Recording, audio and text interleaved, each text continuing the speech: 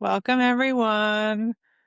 I'm so excited to have you guys here. We're about to record episode 6 of the podcast with one of my favorite people, a soul sister, a comrade, so many things to me, Luisa Lucia. And there's so much I can say about her, but before I do, this will be a different and special episode. I've been imagining hosting a sort of AMA with her for a long time for many reasons, but one of them is that we have very parallel views of the times that we're living in and the big shift that we're moving through. And so we decided to finally do that and open this up to our community members. So we'll be joined by interesting people with interesting questions, and it'll be a more interactive and very enlightening session. So before we get into all of that, I want to say welcome again to Luisa. I'm so happy to have you here. And I'll share maybe a little bit about her background and our connection. I like to start these episodes with like a meet cute, if you know that term of how we met.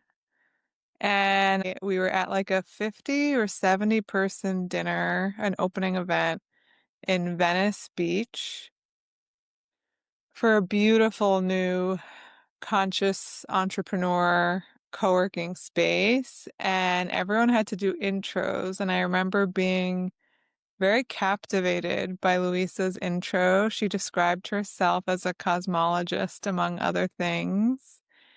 And the night went on. We weren't sitting near each other. And around dessert time, it was very free flowing. And I just noticed her by the desserts, enjoying a slice of cake in this like gorgeous rose enameled dress. And I went up to her, and I kind of think the rest is history.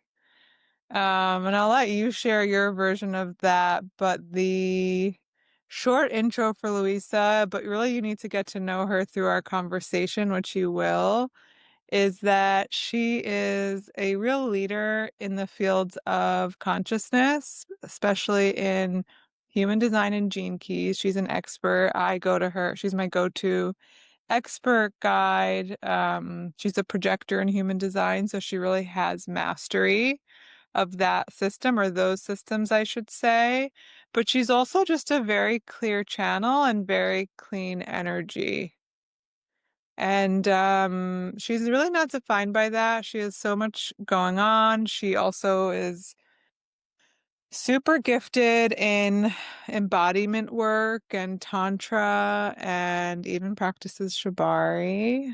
And yeah, there's so many beautiful things I could share, but really you'll get to experience her energy directly.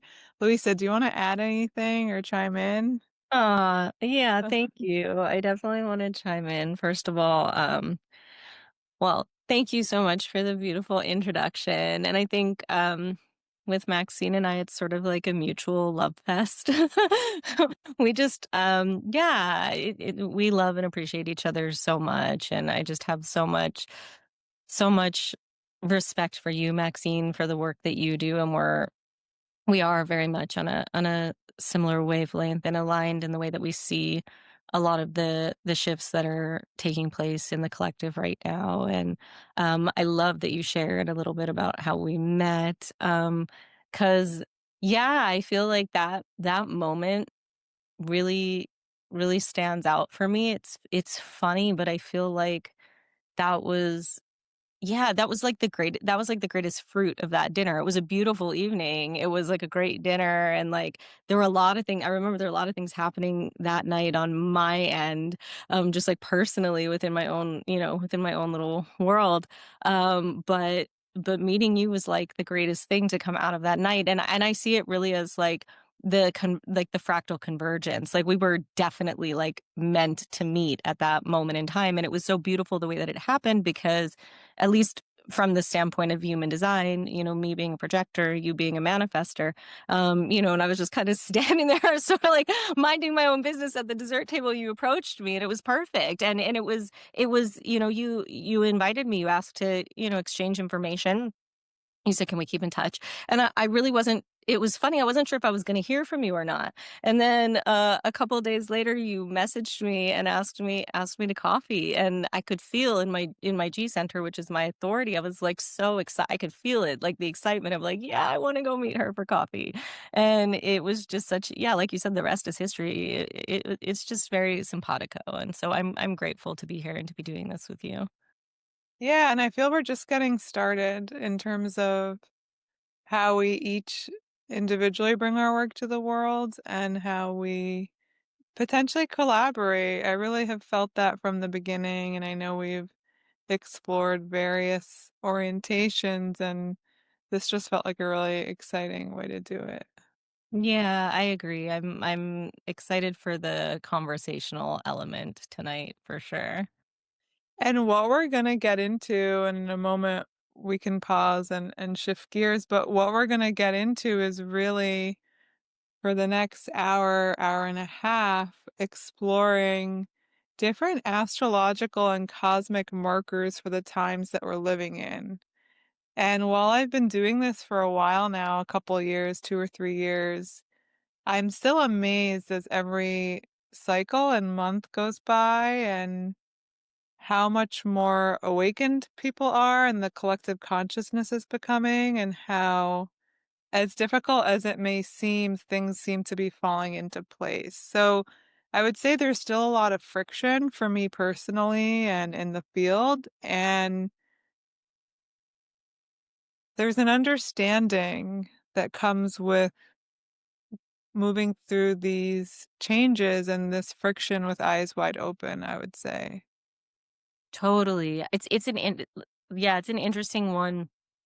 I feel like it it comes in waves, sort of like the juxtaposition of like the friction and the awakening and like feeling enlightened and then like feeling the struggle. And I definitely noticed, at least for me earlier this year, I was struggling more with like the tension and the conflict. And it's actually probably while we were transiting the 636 in the nodes. And so that element of like conflict and crisis was very much coming into play. And then as the year progressed, I really feel like, at least for me personally, that I jumped timelines and I'm so much more at ease with everything that's happening now. And I feel like we're all doing that, but at slightly different, it's aligning differently for everyone, but like similar at the same time. Yeah, I teach about this actually. In October, I taught Mastering Your Destiny. And the way I describe it is that there is a collective divine timing, and then there's personal cycles and personal divine timing. So there is a lot of synchronicity and mirroring and collective field. And then there's real personal destiny, which is such a beautiful metaphor for how individual we all are and our unique blueprints. And there's like the snowflake metaphor, but really like the constellation metaphor in a way. And just so everyone's following, when Luisa references the 6 and the 36, she's speaking about gates in human design, or in Gene Keys, they're called keys. And so she really brings this lens of the 64 gates in Gene Keys. And for me, it's more the language of astrology, which you also speak. Um, but yeah, I'm going to start letting some people in so we can expand Yay. the fun. We were just talking about I have a hypothesis about how the next 10 to 15, possibly even 21 years will be the dawn of cosmic consciousness, and how it is mirroring in a way the last 10 to 15 to 20 some odd years that was the dawn of earth-based consciousness.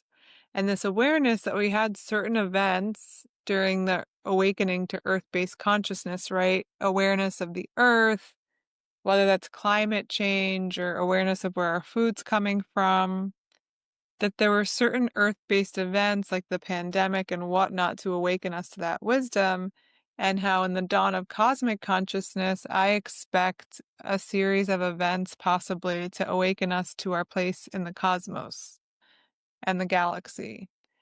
And as we were discussing it, we were talking about Three Eye Atlas, which is a very unique event, and how Luisa is one of the people who I think is best equipped to speak into it. And she was giving us a layperson summary of what exactly is Three Eye Atlas and what does it mean for the people living on Earth.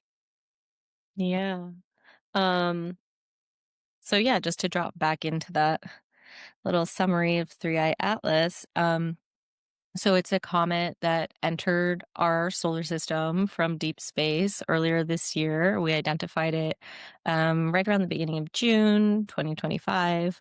And it came from a very distant region of our galaxy. It traveled very long and very far to get here. And it's actually not that common that interstellar objects enter the solar system, because space is so incredibly vast, right? And the void of space, like between solar systems, is expansive, it's extensive. And so to have something enter our solar system from so far away, it just doesn't happen often. And in the case of Three Eye Atlas, um, based on its trajectory, we can tell that it originated approximately from the thick disk in the center of the Milky Way. And it's sort of this like aggregate of primordial star clusters. So like ancient star stuff, like the matter that like births solar systems. So this is like a region of the galaxy where all of that is not quite fully formed yet. And so this comet, um, it exhibits certain properties, certain qualities that we don't typically see in comets. It's unusual, and the reason it's unusual is because it's so old. Um, and yeah, I guess the way that I see it is like halfway as a scientist, halfway as a mystic. Like I'm sort of like half and half, right? And so I understand like some of the technicalities, but then I also view it as like, wow, this is like an ancient, it truly ancient, like this comet is billions of years old. It has traveled like millions of light years. That's significant. That is, that's consequential. And so this ancient consciousness has now entered our solar system, and it's carrying codes from the center of the Milky Way, from the center of our galaxy, from our ancient origins. And I don't think it's coincidence that we're almost like receiving this emissary. That's how I see it. Like we're receiving an emissary at this very pivotal time in our earthly history. Wow. And I just want to call out how incredible it is that you have both a scientific perspective and a mystical perspective. It's pretty rare. I don't know if you know too many people who embody both or connect both.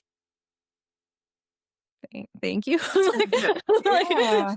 Uh-huh. Well, it's kind of what we need. We need that integration and that convergence. And I feel as somebody who spent most of my life very left brain, and actually I was kind of a physics nerd in high school, pretty deep in physics. And I have an appreciation for the rational and the logic and the scientific side.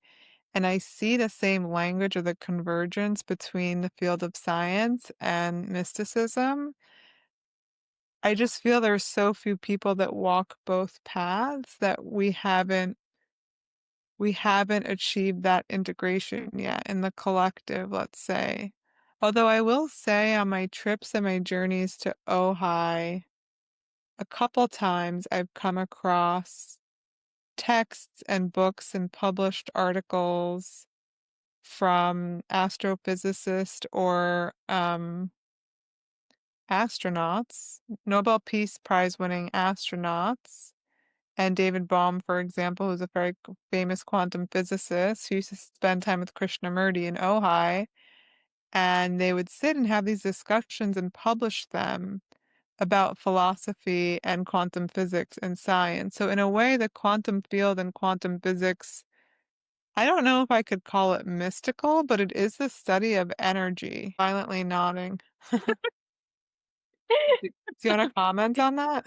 Yeah, it's funny because in my book, that's coming out next spring, I actually talk about this. I talk about the idea that all magic has a mechanism, and what we deem quote unquote mystical is simply phenomena that we don't have a, a full understanding of, and really, um, at the root, they're one and the same. I think the the point that I was making, to kind of circle back to your original point, is when you say some people lean more towards science, some people lean more toward spirituality or mysticism. And what I'm ultimately saying is that they're one and the same. They're actually no different. It's just taking a different lens to the same thing.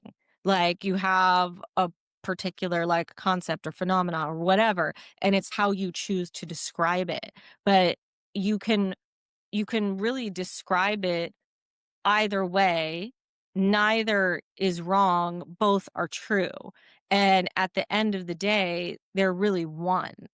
So what we were just talking about is the scientific and the mystical. And what Luisa was sharing is really beautiful, this idea that they really are one and the same. And I love the way you frame it, that all magic has a mechanism. The way I talk about it, which is a little bit more zoomed out, is that 100 years ago, over 100 years ago, Albert Einstein changed the study and the science of physics as we know it and showed the world that energy matters. So we just had some Zoom tech issues, but we're back. And I thought it would be an interesting jumping off point to share. I know that both of us actually have really wonderful theories using astrology, human design, gene key, sacred geometry to understand the paradigm shift that we're living through. And then also, honestly, in the last month, I've just learned to describe it in a two-sentence version because things are moving so fast, and that's helpful. So I'll probably give a 3 or 4 minute version, and then Luisa, I'd love for you to give your condensed conversational cocktail party version, and then we can go deeper from there. Sounds good. So my version, I practice a field called archetypal astrology. It's a niche field within astrology that's based on depth psychology, so Carl Jung's work, sometimes called transpersonal psychology as well. And we look at the planets and the zodiac as archetypes, and in a way, consciousness that affect the consciousness down here, as above, so below, as within, so without. So, this mirroring principle, this idea that the universe is holographic. And within that, in the astrology practice, we typically look at 10 heavenly bodies, 8 planets that we've since discovered, and 2 heavenly bodies, which are the luminaries, the sun and the moon. So we have these 10 heavenly bodies, and 5 of them, the sun, the moon, and the closer planets, Mercury, Venus, and Mars, which are closest to the sun and the earth, are considered personal planets. So when we work with them and look at them in our own birth data, they're very personalized. Then there are 5 outer planets that have longer orbits. So there's Jupiter, which has about a 12-year orbit of the sun, and it goes all the way out to Pluto, which is around a 250-year orbit of the sun.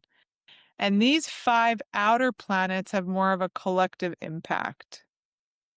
So in late 2024, I felt called to give a presentation called Collective Awakening 2025. And as I was preparing for that presentation, what was coming through was that the 3 furthest away planets, the furthest being Pluto, then, which I said around a 250-year orbit cycle.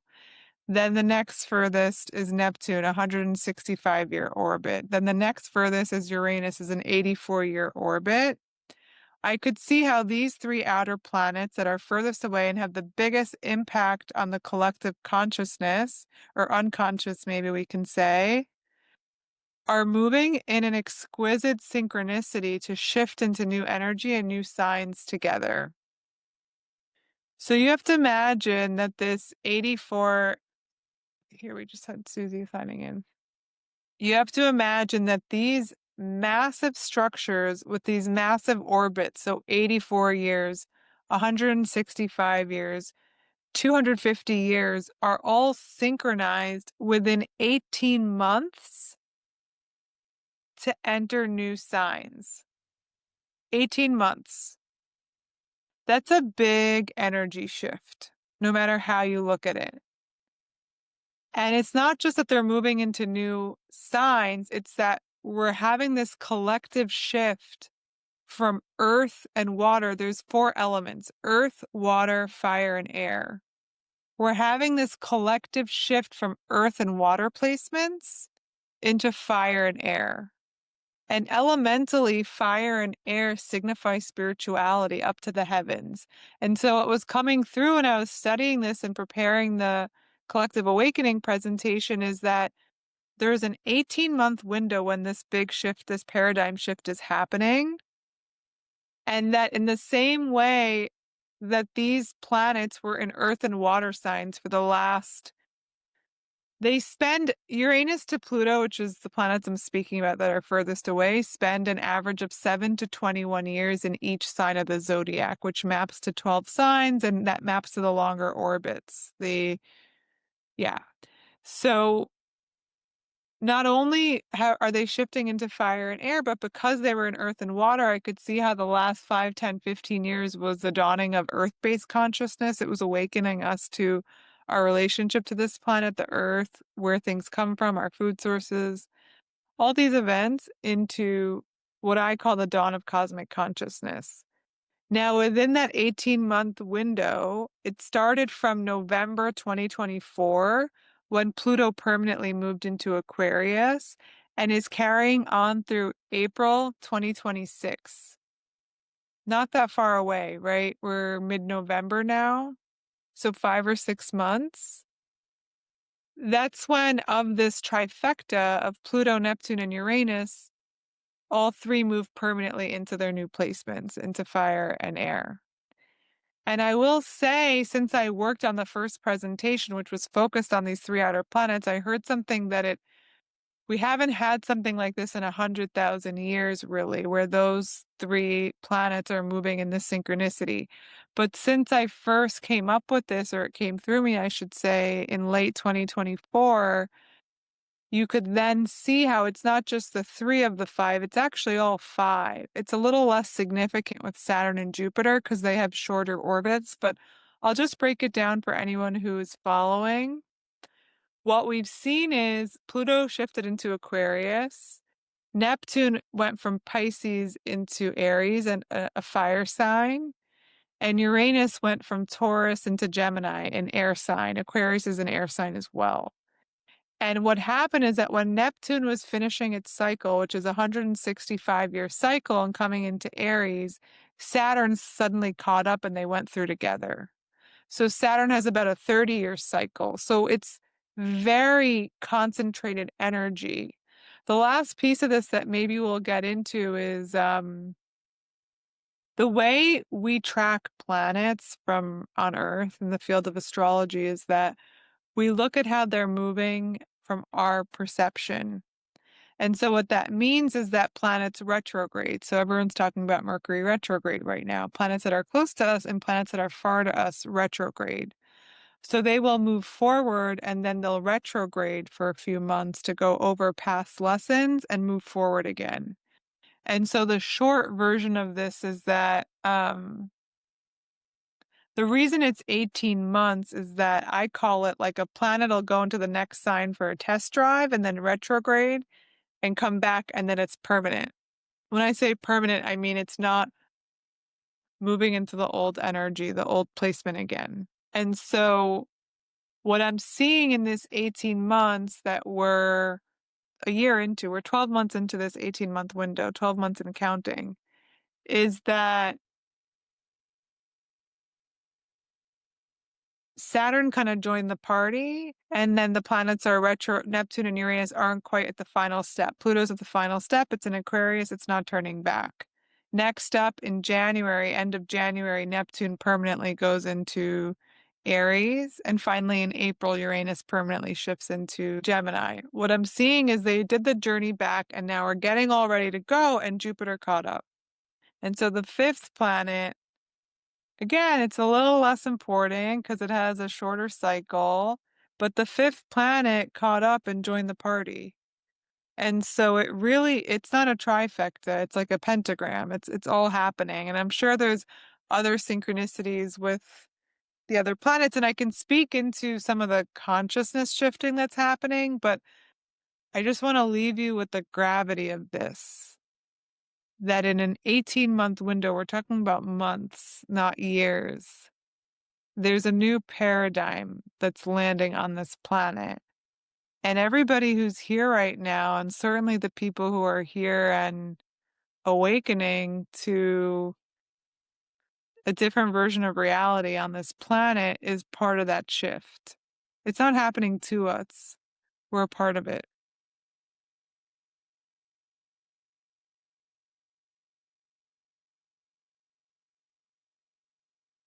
So I know that was a lot, but Luisa, do you want to layer in sort of the human design perspective?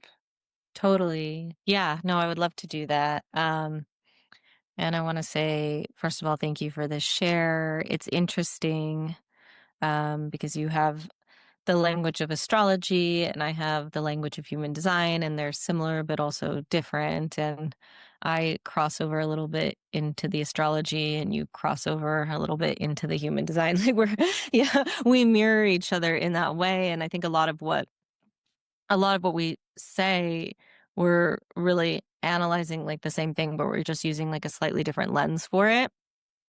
And I do understand what you were sharing in terms of how consequential it is that like all our outer planets are shifting signs in a very short window of time. Like that is massive. It is definitely significant. And I think we're all feeling the effect of that. Like I know that I have felt the effect of that. And I, for me, the way that I see it, with human design being my primary lens, is that everything that's happening right now with those outer planets moving into these new signs, these new energies, it's sort of it's ushering this like bigger collective shift that I very much see as like cycles within cycles within cycles. And so when I think of the global cycles, which is what we talk about in human design. We call it global cycles or the global consciousness program. And we're looking at these larger, approximately 400-year cycles, 411 years to be specific. I see what's happening now, right now, in this present moment in real time, as the buildup to this even bigger shift that's coming in 2027. It's sort of like we're gearing up, like this is the preparation for the changing of the keys, which is again what we look at in human design. And so I can say a little bit more about that, give the big picture overview of how we actually analyze these cycles through a human design lens, but one that's like a little bit more accessible. I won't get too technical with it, or I'll try not to, because I can I can go there, but I won't right now in this moment. I'll just keep it a little bit more simple. But essentially, when we're looking at global cycles, we're working with the precession of the equinox, just like you do in astrology. It's the same thing that we're looking at, that we're working with, but we just look at it slightly differently. And global cycles essentially tracks these incremental shifts in that precession. And what that means in a very basic sense is the stars that sit in the background are in the background of our galaxy and beyond, like that kind of frame the solar system. Over long periods of time, the position of those stars changes because of precession, because the Earth, or maybe I shouldn't get into like all the technicalities of like, okay, our axis is tilted and there's like a wobble, and over very long periods of time, one full cycle of precession is roughly 26,000 years. What happens is the background frequency changes. Um, what that means is, from a human design lens, we receive information from all the star systems in the sky, due to the neutrino stream, data that originates in these stars, in the center of stars as a result of fusion. um, that data reaches Earth over time at nearly light speed. And as the stars in the background change over long periods of time, the data field changes. And the thing about this data field is that it conditions our collective consciousness. When we think about neutrinos, what we're really talking about are like quote unquote light codes. So, like in the spiritual community, people talk about light codes, and sometimes they don't really know what they're talking about. But the reality is, neutrinos are subatomic particles that originate in the center of stars. It's a very real thing, and these particles are information carrying particles. They carry like a tiny little packet of data, essentially. And this data field fluctuates, and over long periods of time, it fluctuates more and more. And so when we're looking at global cycles, what we're tracking are these incremental shifts, and you can splice it down to like smaller and smaller periods of time, and then zoom out to larger and Same, larger periods of time. same. Yeah, you can like break it into different metrics essentially, but it's all part of the same larger pattern. So essentially, with global cycles, we're looking at the the shifts, the changes in this data field over time, and how that influences life on Earth, how that influences our consciousness field here on Earth. Because as Maxine was saying, in the field of archetypal astrology, we use very much the same principle in human design, that the microcosm is a reflection of the macrocosm and vice versa. That concept of as above, so below, absolutely carries through within the field of human design. And so everything that we're experiencing here on Earth is affected by what's going on out there. And in human design, it's simply it's a result, it's a consequence of the neutrino field that we are receptive to. And so when we're talking about these collective shifts through the lens of human design, we're looking at how that neutrino data changes over time, and we have a mechanism to actually map that and understand it, and to be able to see how the data affects us directly in real time. And so when we talk about global consciousness and global cycles, there's going to be a major shift in what human design calls the program.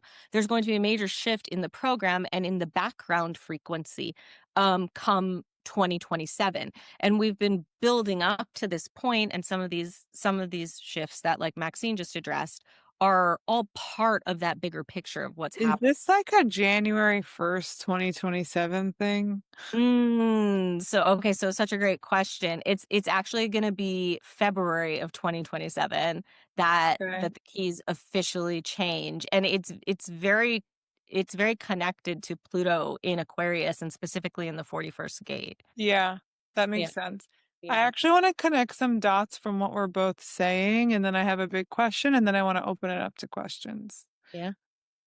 So, how I want to connect the dots, because I gave a very short version, is what Luisa referenced as the precession of the equinoxes. That is the foundational mechanics of what we're speaking into. When I say that astrology is how we observe the planets shifting, celestial objects shifting from the point of view of Earth, the precession of the equinoxes is based on the fact that Earth is on a little bit of a tilt. And so it looks at where that pole, that arrow, that tilt is pointing to which constellation. And this is where the language comes in of the age of Aquarius. So it's something we grew up with, we heard whispers, a hit song, Age of Welcome to the Age of Aquarius. And what that means is that while the precession of the equinoxes is a 26,000 year of that arrow, that tilt doing a full 360 degrees, what that breaks down into, if you divide it by the 12 constellations that it can be pointing into, is roughly a 2,200-year cycle in each sign. And so what we're both talking about is entering the age of Aquarius. My mentor often says, when you're making a 2,200 year shift, you're moving into a new age. It's actually backwards from Aries to Pisces to Aquarius. It doesn't happen overnight, actually, for a 2,000 something year shift. You feel it come on in stages. But it's not just a 2,200 year shift from the age of Pisces to the age of Aquarius. There's a prophecy about the age of Aquarius. So it's really it can be a 2,200 year shift, but it can also be a 26,000 year arrival at some time in history. But that's the connective tissue between both of these fields, and astrology is part of human design. Now, and I'm curious to go back and look at the astrological events from when I say the 18-month window ends, which it's always cycles and cycles and cycles, but the paradigm lands April 26, 2026. I have a joke, Shani knows my joke, that spring summer 2026 is going to be the hottest runway season ever because basically at the end of April 2026, the third of the three outer planets lands sort of irreversibly in its sign. And then 2 months later, 3 months later, in July 2026, the nodes of destiny shift into Leo and Aquarius. So it's like game on. So I'm curious between that time and February, which you say is the official changing of the keys, the new program landing in human design, what happens, and I'll check that out. But my question is, when you refer to the data, are you referring, is this the gates or the gene keys? Is that the data? Yeah, totally. So what I'm referring to is, yeah, absolutely the gates, because that's how we track the neutrino field. Totally. Okay. Yeah. I would think it's beyond. I mean, when you think about the wisdom and the light and the stars, how can you encompass them in 64? Totally. Okay, so no, great question. So yeah, there are a couple things I'll say about it. Um so it is more than that, because you take the 64 gates and you divide them into 6 lines, and then you can zoom Right, even further and look at like the substructure, which is right. the course that I just taught. So I mean, yeah, no, there again, it's like you can break it down really, like really into the details, into the fine details, going smaller and smaller, or you can look at it more big picture. It just depends on how zoomed in or how zoomed out you want to be.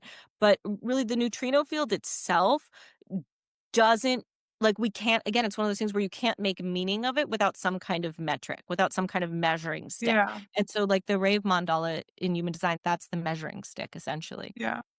That makes total sense to me. It's nice that there's a taxonomy to understand it. Yeah.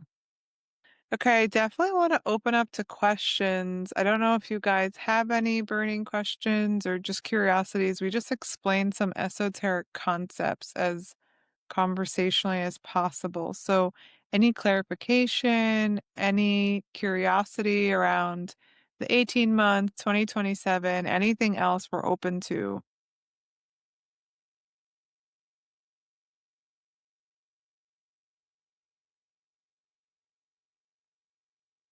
And if there's nothing so present, we can definitely keep unraveling the conversation.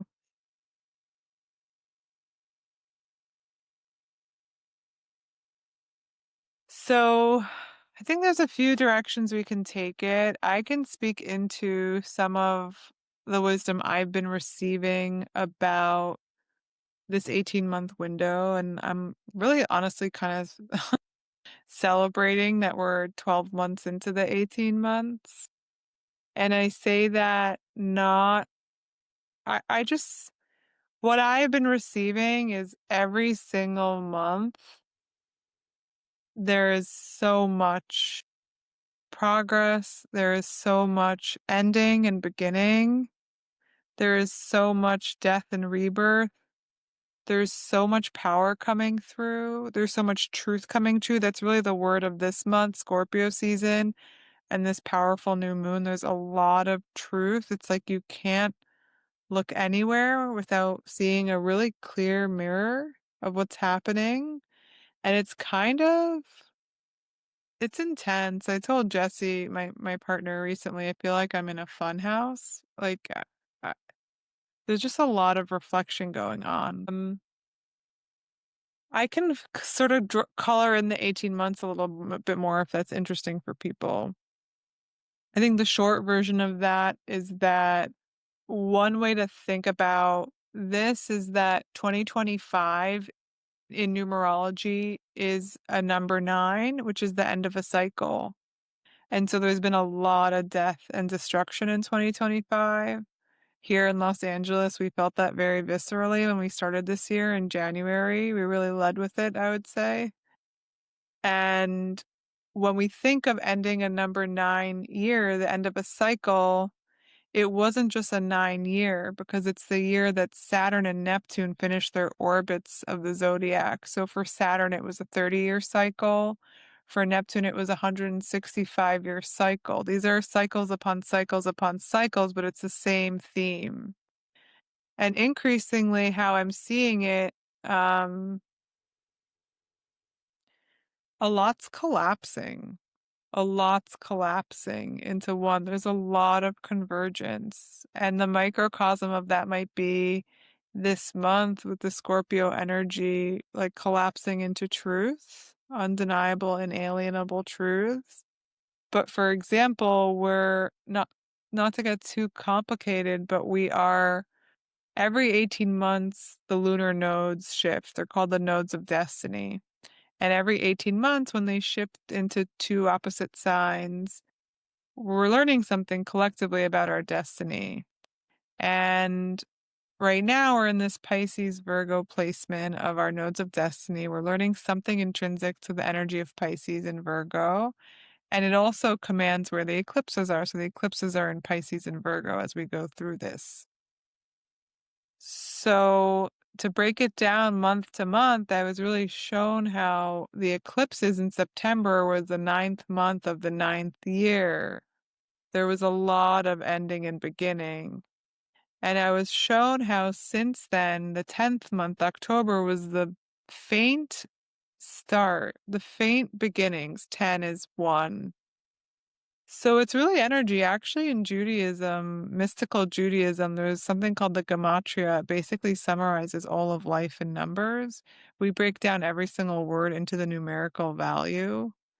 And there's something quite numerical about the code, the source code of humanity, of life on this earth, intergalactic, just the whole entire universe. And so, yeah, I'm seeing the new coming in the 10th month, October. The 11th month feels, I've heard it described as a time of healing, and I really feel that. But I just want to say, like, every month matters. There's really like the kind of new energy that's coming in month to month and in this 18-month window is lifetimes of new energy. And in a way, it almost feels, and now I'm going to get a little bit more out there. I speak a lot about the multidimensional nature of life. I have a podcast called Heaven on Earth, all about how we're multidimensional beings living in a multidimensional world, and we're waking up to these other dimensions of self and reality. But it almost feels like so much is collapsing, like past lives, current lives, ancestors, descendants, like just there's a lot of convergence. Maybe it's symbolic, the same way that we're stepping into our wholeness and our oneness. There is something really being streamlined or convergence happening. Can I like piggyback on this? Please. Okay, yeah, because I'm loving this share, and it's interesting because the like w- what I receive from what you're saying is very much related, I guess, to how I see the 2027 shift and what feels like as we approach this pivot point, like it's this pivot point is like a convergence. And so it's one of those things where I have inner vision cognition. And so I see everything in my mind's eye, right? And the way that I've been receiving 2027 for a while now is like an hourglass. I see this hourglass and I see the changing of the keys. That shift is like the pivot point where it gets really like crunchy for a second, right? But as we're moving towards that, it's like everything is starting to like pick up speed, like pick up the pace, happen really fast, and like everything's kind of like converging. And so, what I feel like from my perspective is that all of these smaller shifts, like you're talking about, like the nodes and the outer planet, like everything, and big and small, um, it's all like a piece of the puzzle. And right now, all of those shifts feel really potent. They feel really significant. And I know, at least in my own personal life, like how that's been reflected, how that's shown up for me. Like you just addressed the September eclipse portal, ninth month, the numerology of the nine. Um, and that had an absolutely massive impact on my life. That particular eclipse, the September eclipses, whoa. And yeah, I'm a Virgo Pisces in my sun earth, so I would feel that like pretty pretty potent. I get it. But like even just talking to other women in my circle, in my sphere, other women who experienced that particular portal, like as exactly what you said, like a massive closing of a cycle, like an ending and new beginning. I really felt that, and I know other people who have felt that as well in their own ways. And again, going back to this idea that like the microcosm is a reflection of the macrocosm and vice versa, but how this is showing up in our personal lives from one person to the next could be quite different. Yeah, could be quite different. How it shows up for us individually, but it's all a reflection of a much, bigger, bigger cycle. And so I'll hand it back to you. But there was I'll definitely add something something. to what you're saying, and if the thought comes Yeah. back, please share it.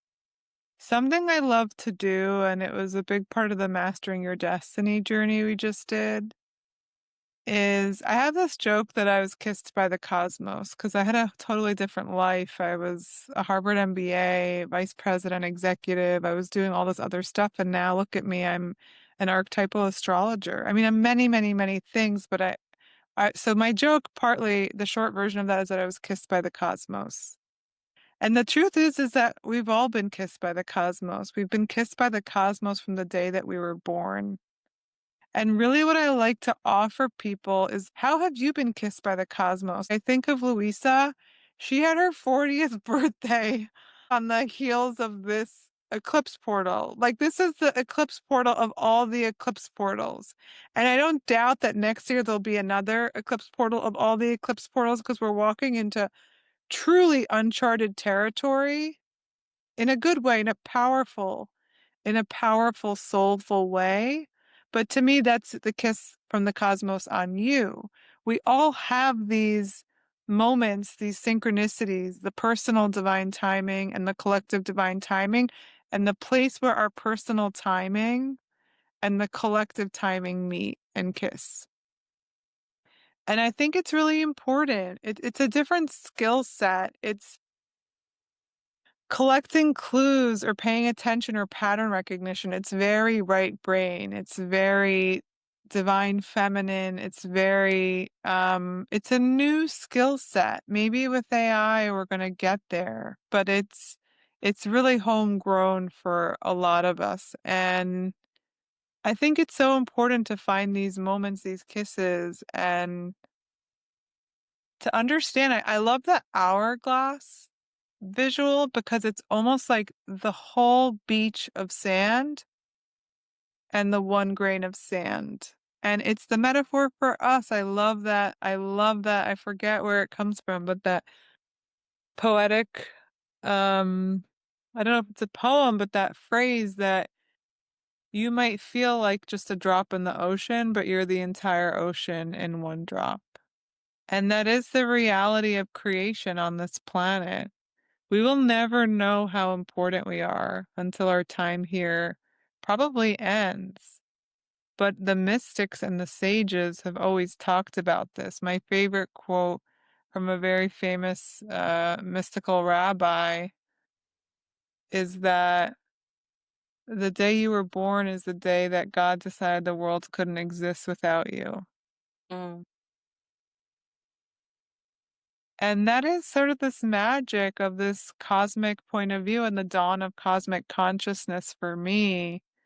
Luisa, I feel you're doing so much for that with your book, and I know the whole background story around your book that it was not premeditated. But this is a new consciousness, and I have to say it's been a tough week. There are highs and lows on this journey. It's been a tough week. It feels very tender right now in this Scorpio season and the stellium and the new moon, and it can feel very lonely. And what I've been really forced to confront is how lonely I feel and how not alone I am. Like if you connect to spirit or guides or ancestors, like they're all here. They're here. I'm really not doing this alone. I'm standing on the shoulders of giants. Right now, we're in a field. We're in a field right now. There's a field. We're influencing each other. We're connecting. There's other energy here. And it's kind of like you can intellectualize it as this like Western American myth of the individual, but it's much deeper than that. It's much more primordial. It's the original separation that allowed us to come down onto this planet and be a human being, where we separated from source. And this remembrance that we actually are source in a way. We're still connected to source. That's my hot take. And my also my tender heart. I feel that I get so excited and energized by the methods of the madness and the mechanics and the synchronicities, but it's really such a human experience. Luisa and I were talking about this last night a little bit. Just the emotions of it all, because we can intellectualize it, but we can't get through that middle part of the hourglass without really being able to feel everything that's ours to feel. I feel. We can't be delivered into the new reality without looking in the mirror and finding our truth and taking off all the versions of not self, shedding all the snake skins. That's at least how I feel. Maybe the energy will shift next next week, but it really feels that there's a huge karmic purge. Yeah, I agree with the karmic purging. I Definitely. think it's really interesting the analogy of like shedding a snakeskin. Literally, this week I started something for like eczema, and my skin is shedding. Wow. Wow. But it's been a really brutal couple of weeks, and so exactly what you're saying, like you are feeling all of it. Yeah, and it's been a couple weeks of Scorpio season, and Scorpio is connected to the snake. And they say that Scorpio is one of the most karmic signs, Virgo, Pisces, and Scorpio, I believe. So we are in this, it's the cycles within the cycles within the cycles. And it doesn't mean that there isn't joy and light. You know, there is a lot of joy and light. And there was I felt it, at least for me personally, in October, a big burst of joy, light, opening, awareness, new beginnings. And it's both. And I do think actually maybe we could pivot into talking a little bit about what's coming. Like, what is this new paradigm? Because it feels like a natural next step. But I do think as a transitional thought, our ability to be with both the grief and the joy and the sadness and the purge and the seedling is a big part of this. I feel it so viscerally in my own personal life. Yeah, in so many ways, but allowing the death to come before the seedling or the birth, or even at the same time, the loss and the despair and the expansion and the joy. I almost want to talk about what's coming without getting too technical or intellectual about it. It's an interesting challenge of just speaking about it from the heart space. Mm. The best way I know how to define it is actually from the gene keys. And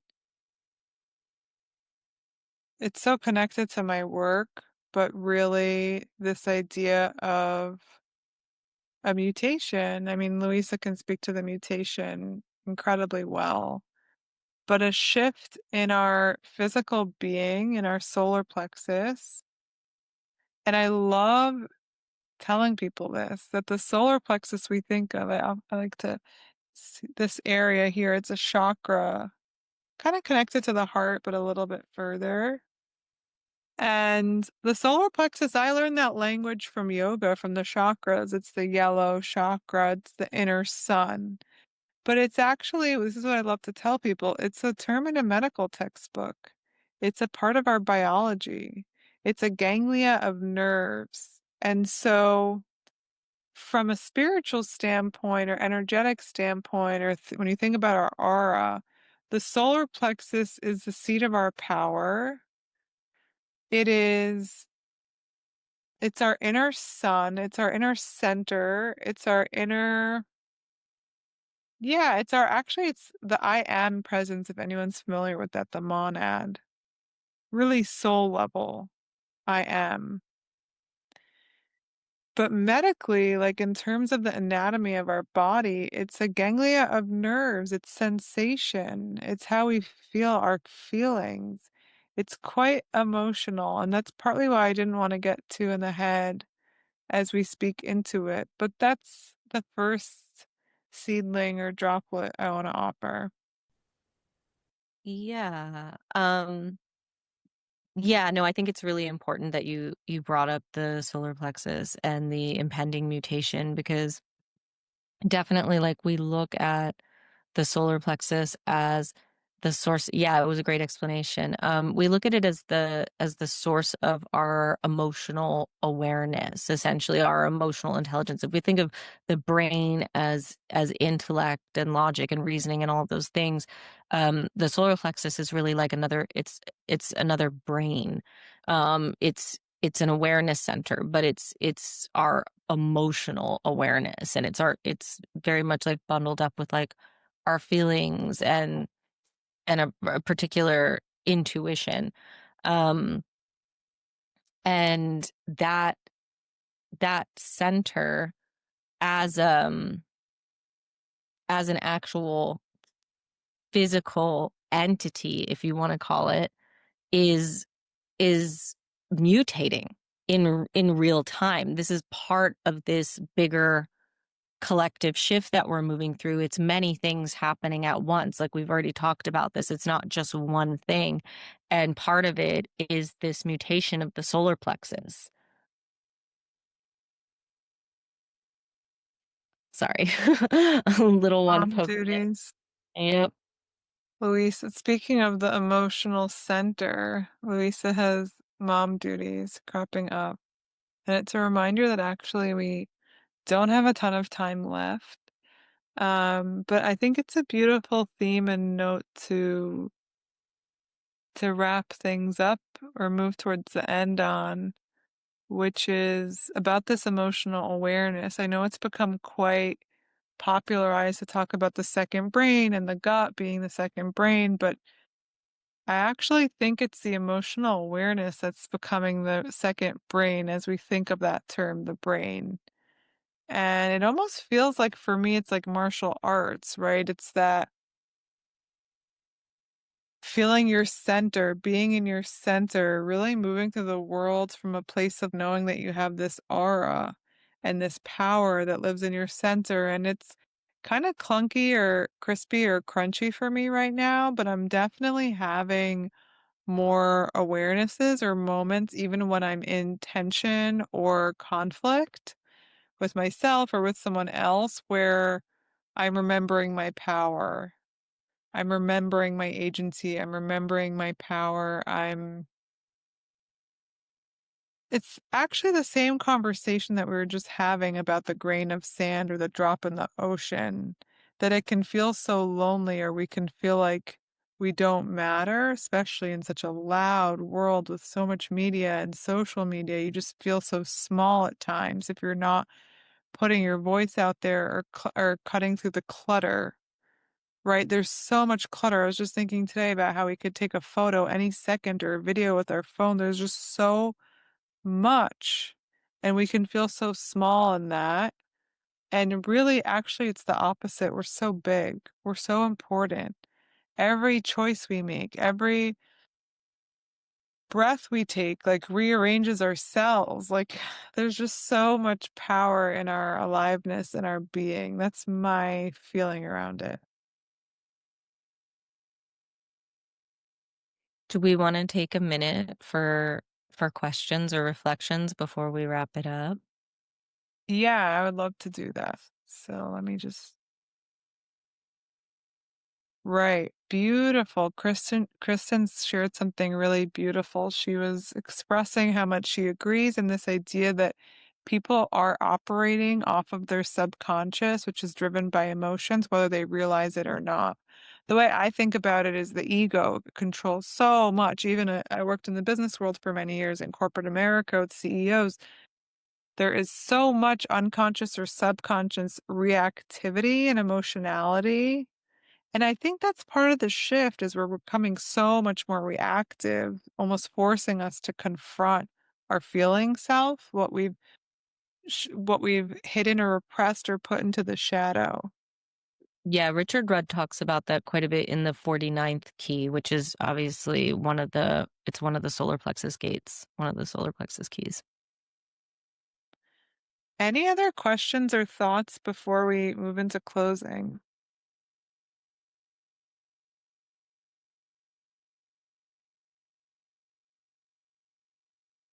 Me says, mm. Yeah, it's getting hard to ignore. And it comes in waves. I'll say I want to close on a hopeful note. Not that this hasn't been hopeful, but I think it's important that we reach for and amplify the glimmers of hope and excitement about what's coming. It really comes in waves. It comes in waves, and we just like the planets, right? They move forward and then they retrograde, and they move forward and they retrograde. We're the same way. I had a beautiful moment a few months ago where I was expressing gratitude. And in astrology, we think about that we call the planets and the sun and the moon as heavenly bodies. And in that moment, I referred to myself as a heavenly body. Like my body is a heavenly body. It's all the same. So just as the planets move forward in retrograde, it does come in waves. My most exciting message is that the shift that we're living through is colossal. It's iconic. Um, at a soul level, this is probably one of the most expansive, extreme, exciting experiences you can have on this planet, especially if you're doing it with eyes wide open. Totally. I mean, I feel incredibly hopeful. I feel incredibly hopeful about everything that we're moving through. Um, I think, yeah, it depends. I feel like some of it is just how you choose to look out at the world and what's happening. And again, this is one of the things I think that Richard Rudd addresses so beautifully in the 49th key, if anyone feels called to read it. Or if you're already familiar with it, but it's just kind of like understanding why things are happening the way they are, and why in a way that's very much needed to get to this next stage in our evolution. Um, and if anything, like, yeah, it's not to say it doesn't come with its challenges, but ultimately it's a necessary part of the evolutionary process, and I really believe that we're on to bigger and better things. Um, there's this quote that I would love to close off the human design lens or segment with this particular quote, because this shift that we're moving through right now and heading towards in 2027 is very much tied to our our evolution from 7 to 9 centered beings. And one of the things that Ra Uruhu, the pioneer of the human design system, shared, if I can share this quote, and this is why I'm hopeful, what he says is the most important thing for the development of consciousness is the development of individual authority. It's not about survival. The 9 centered being's survival should be a given. We are here to exalt our potential, and we're here to do it uniquely. And what that really means to me is we're moving out of an age that was all about survival, where we were focused simply on survival, this 7 centered programming, this 7 centered consciousness. And we're moving towards an age that is really geared to exalting our potential. The most important thing for the development of our consciousness, this capacity to exalt our potential as humans, is to develop our individual authority. And that's obviously, it's a human design term, but Maxine, how you would say that is like to find the power within, right? And once you have the power within, you can have the power with. And so it's essentially saying the same thing, but just in a slightly different way. And for that, I feel incredibly hopeful. I think it's an exciting, maybe a difficult time, but an exciting time. Yeah, I think that's so beautiful. I really felt the power in what you were sharing as you read it.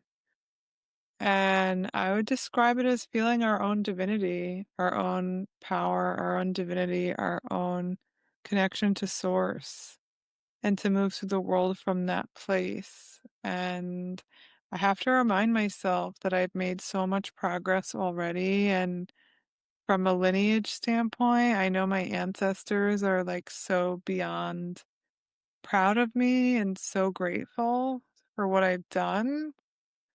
I've received that, and from a personal standpoint, it's hard to remember that when we move through the world and we have so many moments of not really feeling our power. And it doesn't feel good when we don't feel our power because it's not true. We always have power. It's an untruth. It's a lie. And I'm excited to be on the precipice of this. I'm excited to share it with you all. I'm grateful that I have people like Luisa in my life who are just a ball of light and wisdom, and that we're really building this trust and this belief and this deliverance. We're co-creating this new world, and we're doing it in community when we gather in spaces like this. So I'm walking away very inspired. Luisa is an incredible practitioner. She has a book coming out next year that's going to blow your mind. I'm going to share that in a follow-up email. The language of the stars, right? Yep. The language of the stars. And she's an incredible human design practitioner, and yeah, there are a lot of resources available, and just appreciating the bigness of every month that we're in. Thank you, everyone, for joining. Yay. Thank you for having me, Maxine. Yeah. Thank you guys so much. This was lovely.